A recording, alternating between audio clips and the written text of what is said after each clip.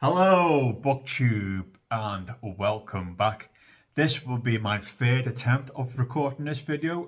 I've had people knock on my door every single time. It's been driving me insane. So, this is, I can't even remember what day it is. Is it Wednesday? I don't think it's Wednesday. It's Tuesday. I think it's Tuesday. We're going to go for Tuesday.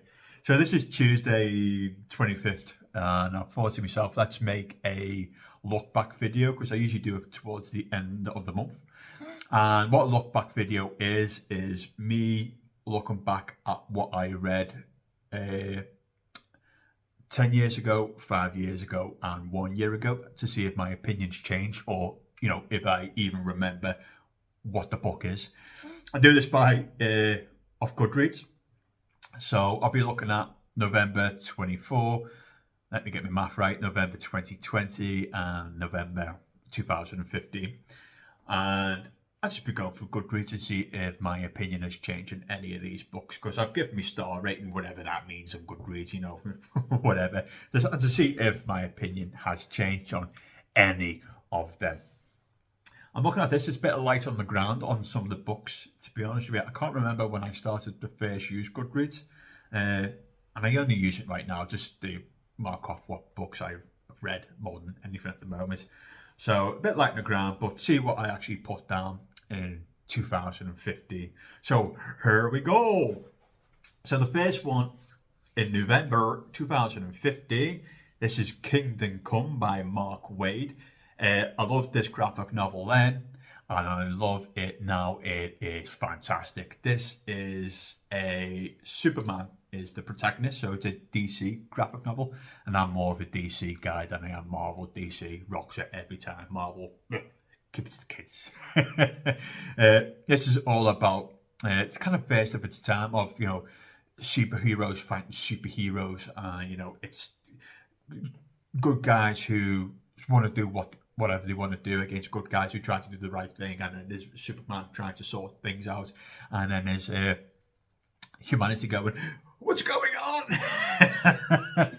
It's that kind of flavour of book. It is good. I really enjoyed it. I really properly enjoyed this graphic novel.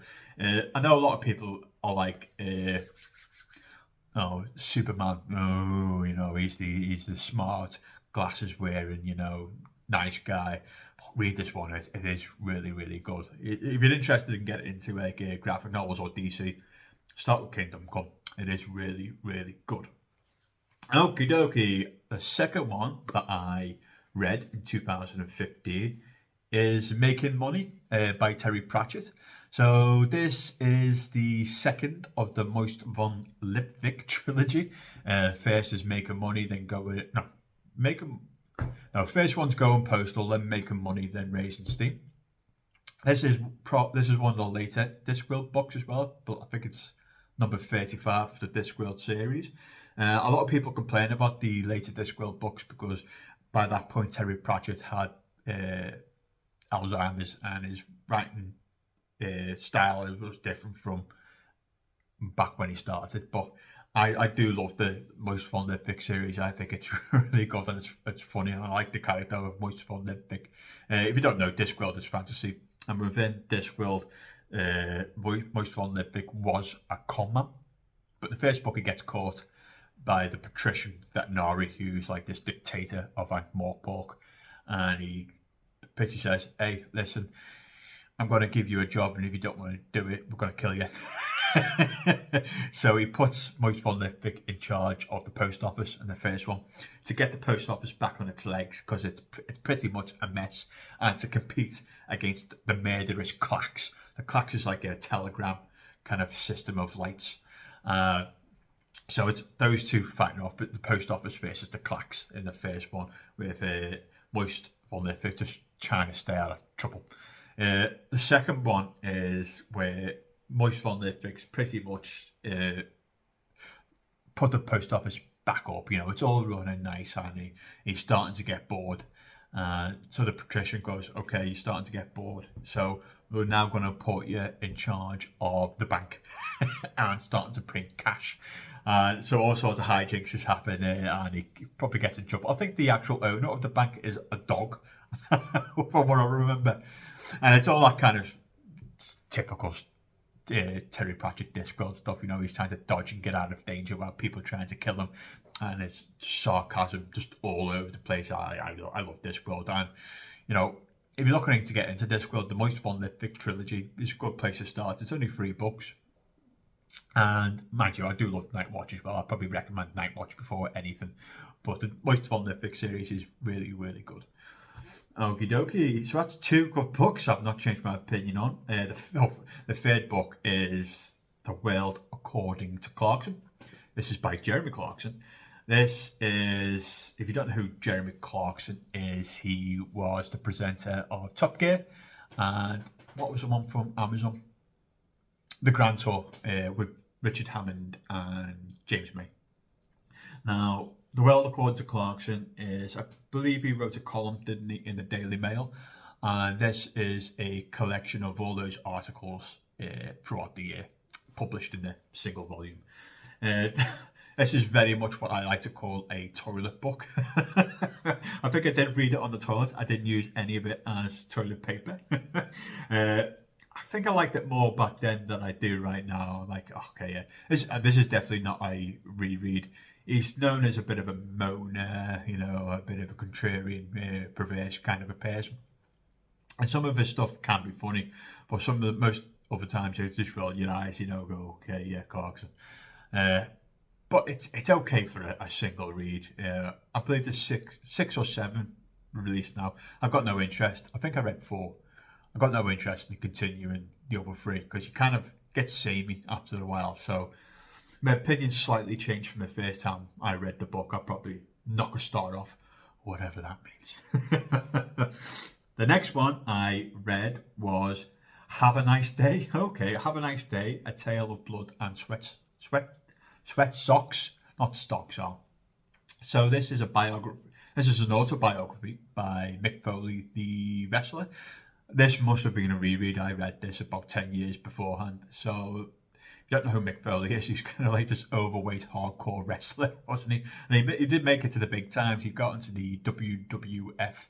And this is just a catalogue in his life and his career up to 2001 or 2, I think.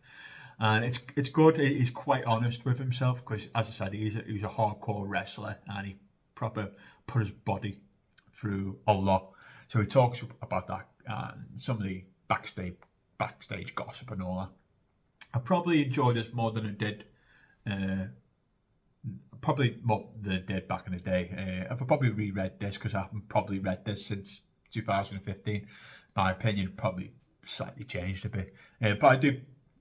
This one's probably the best autobiography of a wrestler I've ever read, because a lot of the other autobiographies are ghostwritten, but this wasn't. This is purely Mick Foley, it was good. Yeah, it's all right. And the last one I read this time round was Celebrity's My Arse. This is the funniest book of celebrity anecdotes you'll ever read. This is by Ricky Tomlinson. I'm going to be scratching myself like a mad cat. Ricky Tomlinson is he's a comic and he's a comic actor as well in the UK, best known for his portrayal of Jim Royal in the Royal Family. I do like the Royal Family TV series. It was good. It was funny. But this book is pretty poor. Got rid of it as soon as I got it. Yeah, it's just anecdotes and celebrity gossip, and I just wasn't interested at all. I thought it was pretty poor. A lot of them was like, okay, yeah, it's not even, you know, it's like whatever, man. That's pretty much it. Yeah, stick to acting, Ricky, and your comedy because your book was crap. Yeah, I didn't enjoy this one, unfortunately, although I do like Ricky Thomas. Okay, so that's everything that I read in 2015. So let's jump ahead 5 years to 2020. This page is just loading. Give me a second. Here we go. So the first one, oh yes. This is a Cheesemonger's History of the British Isles by Ned Palmer. Who doesn't like cheese? If you don't like cheese, stop watching right now. You're not welcome. This is a really good. I do do love cheese. I love all cheese. I'm not a snob. Okay, yeah, maybe not like those plastic slices you put on like burgers, but I do love cheese, blue cheese, sticky cheese. I love it all. I eat it, everything. They're really slices. I don't care. But yeah, this is basically a history of like a good selection of British cheese, and he's going around the UK and basically giving you a bit of history of the local area, and then the cheese that came from that area. I really enjoyed it. I thought it was quite good, and the guy who does it, what's his name again? Ned. He's quite funny doing it as well. So yeah, that's really good. Okay, the next three I might as well just package into one because it's just part of the series. So this is the Seven Deadly Sins, and volume 25, 26, and 27. I'm probably going to butcher the author's name, so it's Nakaba Suzuki, maybe. So, Seven Deadly Sins, I believe the series is in Netflix as well. And it's a manga. It's a really good manga. And I do enjoy the Seven Deadly Sins. It's all about Meliodas and Barn, this series. I believe it's quite hard to talk about. If you want to read this, it's like midway through the series, so you won't get any of the context at all. But basically, they've kind of won like the major first battle at this point in time.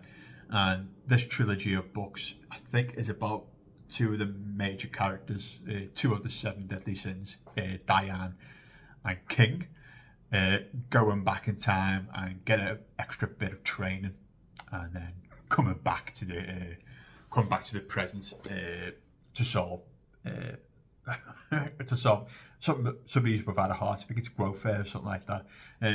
Very light touch in this because this is what 24 books before this, but I do love the Seven Deadly Sins. I've read quite a few manga right now, and this is probably my second favourite manga series, because nothing can reach Full Metal Alchemist. Oh, I do love Full Metal Alchemist.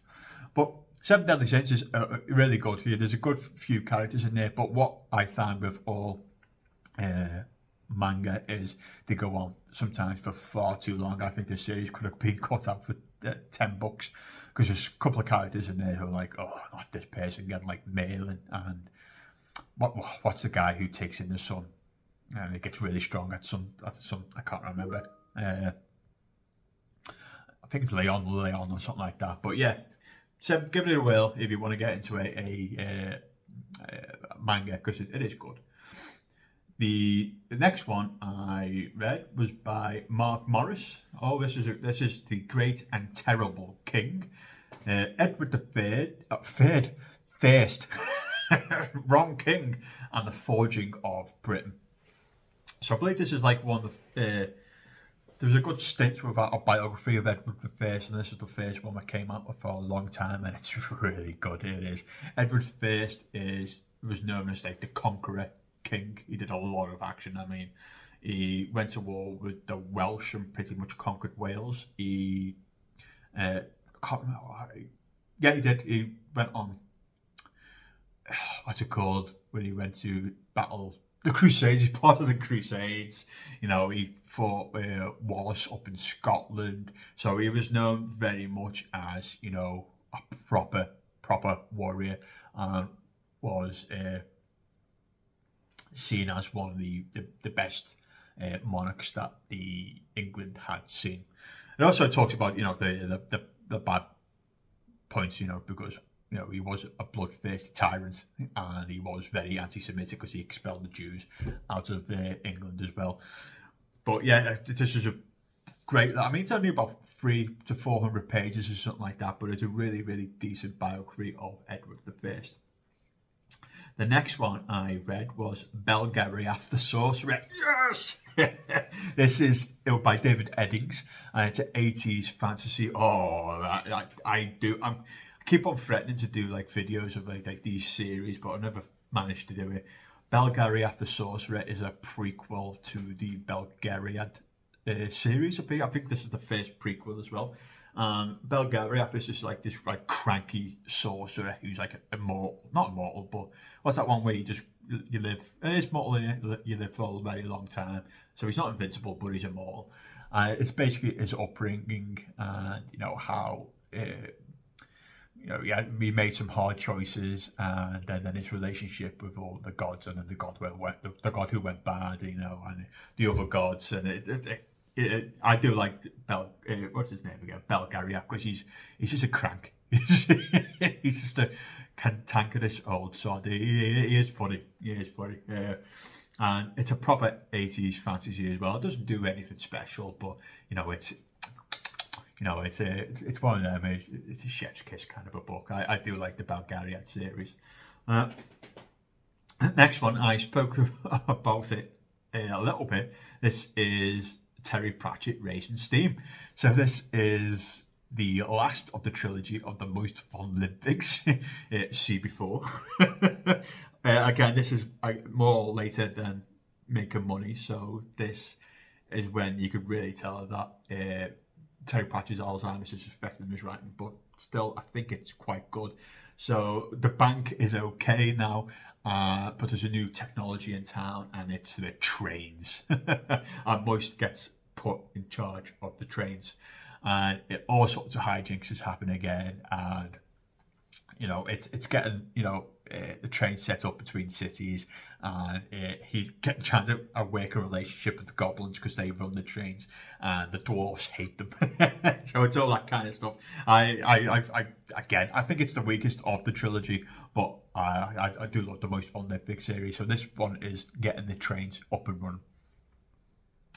And the last one, okay, I'm trying to remember what happens in this book.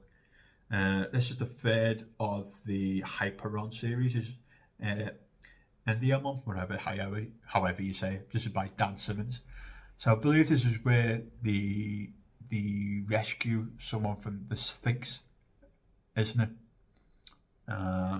Again, it's the third of the series, so I don't want to spoil too much of it. You actually want to get into it, because Hyperon is a really good quadrilogy. I think there's 4 books, a really good quadrilogy.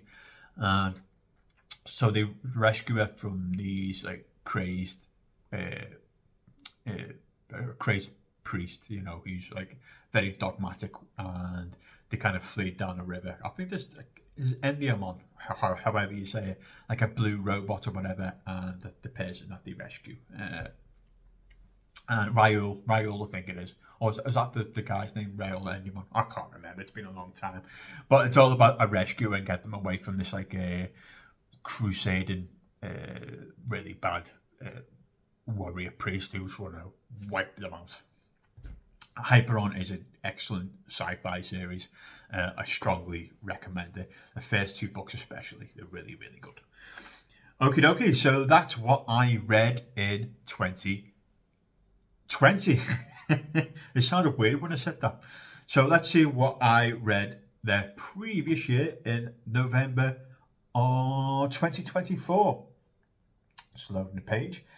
The first one, so here we go. So the first one I read is The North Water.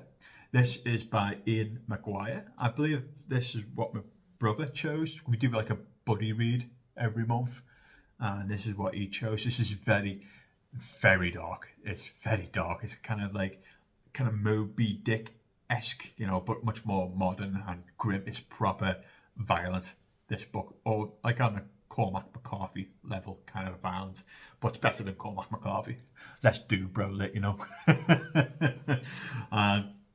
yeah, this is all about whaling and living with a proper wronging on the board, on board the ship, and the journey, and it's proper atmospheric. I mean, you've got to be in the mood to read this because it is that grim. Believe me, it's grim. But it's a fascinating relationship between, the guy who's gone whaling and really, really the bad guy who's in it. Give it a whirl, but it's one of those books you've got to be in the mood to read. Okie dokie, the next one I read is The Pike. This is Gabriel de Anasio. Oh my God, I'm going to butcher this. De Anasio, whatever, man. Poet, seducer, and preacher of war. This is by Lucy Hughes. How have you got it? Lucy Hughes. So I have no hyphens. Okay, Lucy Hughes Halliat, whatever the name is. Hyphenated names.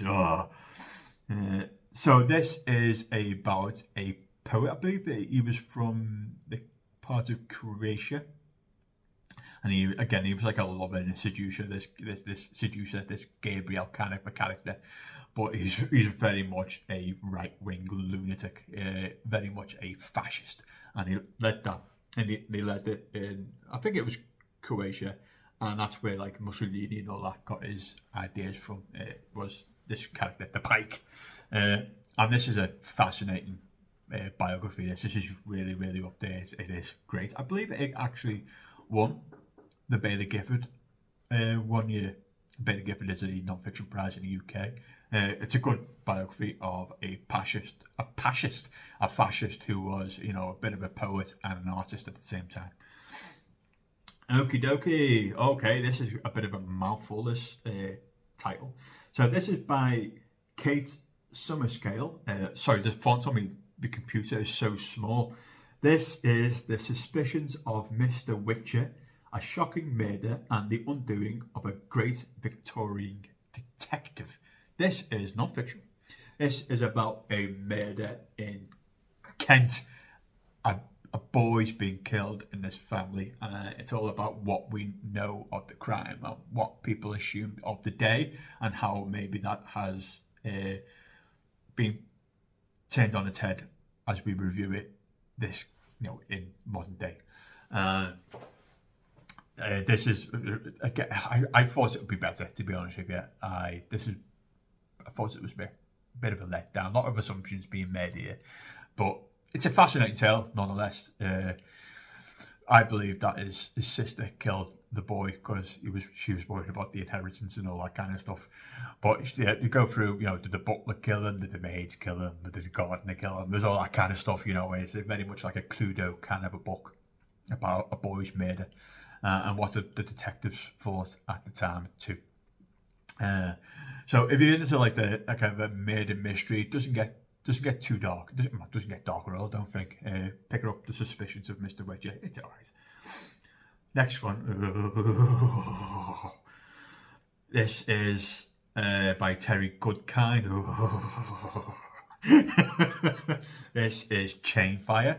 I believe it's book 9 or 8. I can't remember because they're all blended together because they're all the same.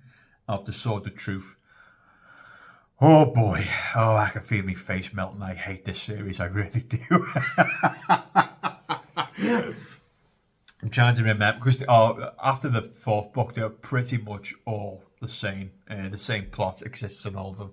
But I believe Chainfire, because I think the Chainfire is the spell, isn't it? And it's all about Richard, who's like this person who's like, he can't fail. He's the best of the best. He's always right, and all the other characters are wrong. It's all about Richard and his wife at the time. His wife throughout the series, Kaylin.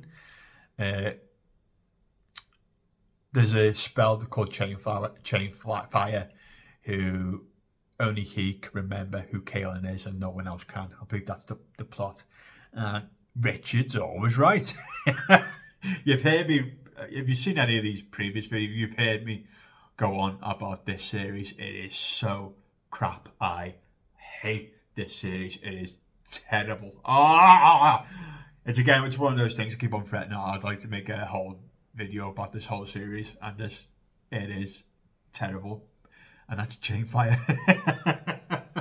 Richard is always right. Doesn't help that Terry Goodkind was such a pain in the ass too. Okay, what else did I read? I read The Fisherman by, I'm gonna butcher the author's name here. It's an African, Chai Gozi Obioma, maybe. I'm sorry, probably butchered that. This is a good book about a family who believe they've had a curse put on them by a man. It's told through the story's told through the youngest son, and it goes through how the family like fall apart, and they always blame it on the curse. I think it's a good book. I really do. I think it's a well done book. I think it's one of the few African authors I've actually read. I'm trying to pick the top of my head, yeah, and it is good. I strong recommend for me, The Fisherman. It's all about a so-called cursed family and how they react through the years and stuff with the youngest son. So that's that. Next one is by Frank Decote. I'm not too sure how you pronounce his name. Sounds Dutch. This is Mao's Great Famine: The History of China's Most Devastating Catastrophe. So it is all about the Great Famine in China between the late 50s to early 60s. The Great Famine, the Great March Forward, where Mao basically starved millions and millions of Chinese people.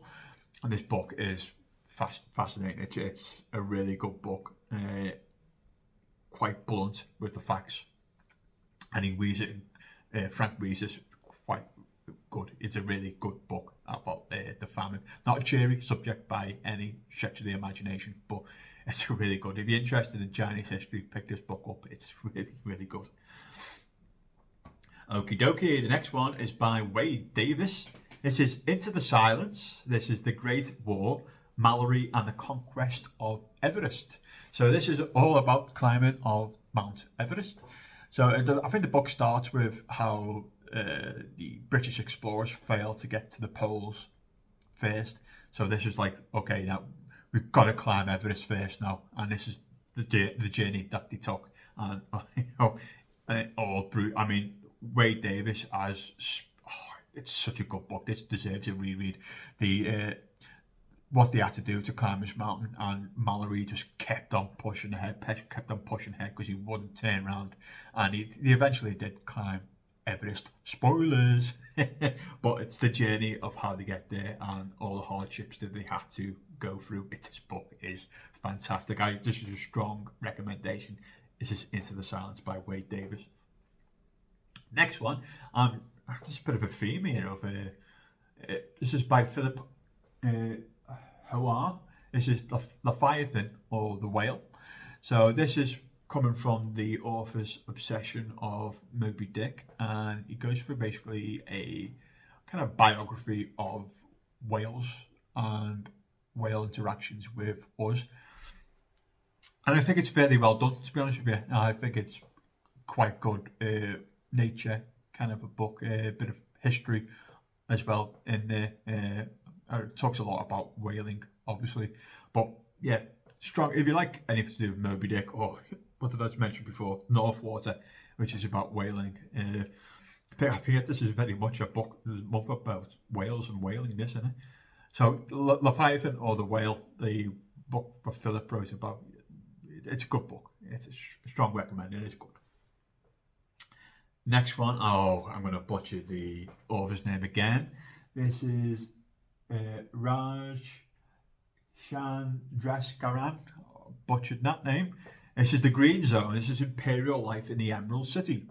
Another excellent book. So this is about the invasion of Iraq and how, you know, the elites and the American elites stayed within the Emerald City in Iraq and tried to run Iraq from the inside of this perimeter, and how it all unfolded. And we're gonna make these rules for the Iraqi people about, you know, telling the Iraqi people this is what you know, what do you think about these rules we're going to recommend, and by the way, we're going to do it from behind this wall, and we're not going to do anything to you know, intermingle, obviously, because it was too dangerous as well.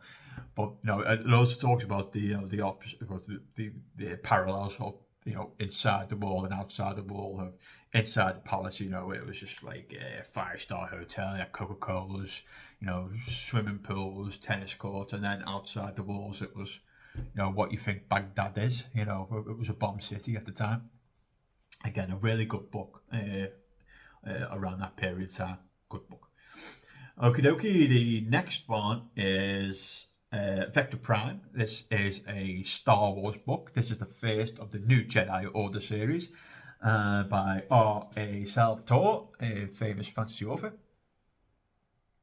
I've spoken at length of my disappointments of the new Jedi Order series. I couldn't wait to get it finished, and this is the first book. And I think it starts okay, to be honest, the first book. This is about the new threat that's coming from outside the galaxy, and the band of good guys, Luke Skywalker, Han and Leia, have got to prep themselves now for the incoming Nov25 invasion. It's an okay for a starter book. I think it's quite good. I wish this series finished up in 5-6 books and didn't go on for 19 books. But it's an okay for a starter book. Right, the next 2 books again are part of a series, so it's hard to like tell you what's going on without spoiling the rest of the series. So the next one is The Navigator's Children. This is by Tad Williams. And this is, I think, this is the last book. The last book of The Last King of Osternaud. I do love this. I do love this series, and if you're interested in reading it, I think he wraps it up really, really well. So there's loads of different viewpoints of Queen Miriam was it Miriamel or something like that, and her conquest to get the Hay-Holt back from Paracelsus. Trying to remember the name, and her son as well, King Simon's and her son's adventure, and how that ends. And then I can't spoil it for you. I can't remember when you find out something, because this is the last book of 4. So, but if you're interested in read The Last King of Osternaud, pick it up. Again, Tad Williams usually writes a slow burn kind of a books, but I think it's really good. I do love Tad Williams, and The Last King of Osternaud. It's a good series, and it ends well as well. The last book, you'd be happy to know, because I'm starting to lose my voice. This is The Rhythm of War. This is by Brandon Sanderson. This is book 4 of the Stormlight Archive. This is when it turns. For me, I'm like, first one, the Stormlight Archive is what's the first one? The Way of Kings. The Way of Kings, really good. Second one, Way to Radiance, probably better than the first. Third one, Oathbringer, okay, yeah, good, but not as good as the previous 2. Rhythm of War, oh. And then the last one, oh come on, Wind and Truth. Well, he's turning his series into like the book equivalent of the Marvel Cinematic Universe. There's just so much to keep up of. There's so many books you need to read to get all the Easter eggs in there.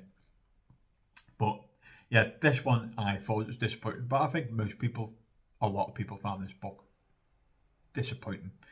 So Dalinar is, it's a stalemate with his fight now, and it's like a new weapon that he's got to find out. There's also Shallan and what's the fella's name who's trying to get the I've forgotten all the names for them now, but they're on a quest, aren't they, to like to get them to fight the Void, whatever that guy's name is. And then Kaladin as well, he's trying to find his way in the world, isn't he? And this book is, I'm trying not to give too many details away if you've not read the Stormlight Archive, but this book I find was the slow point of the series. And then Wind of Truth did pick it up a bit, but again, I think it's lost its way a bit. And well, pick it up, because everybody seems to have read the Stormlight Archive, haven't they? So you might as well join the club. And that's what I read, folks. 10 years ago, 5 years ago, and 1 year ago in November. And that's me dialing off now, because I've proper lost my voice. And I'll speak to you soon. Bye, Booktube.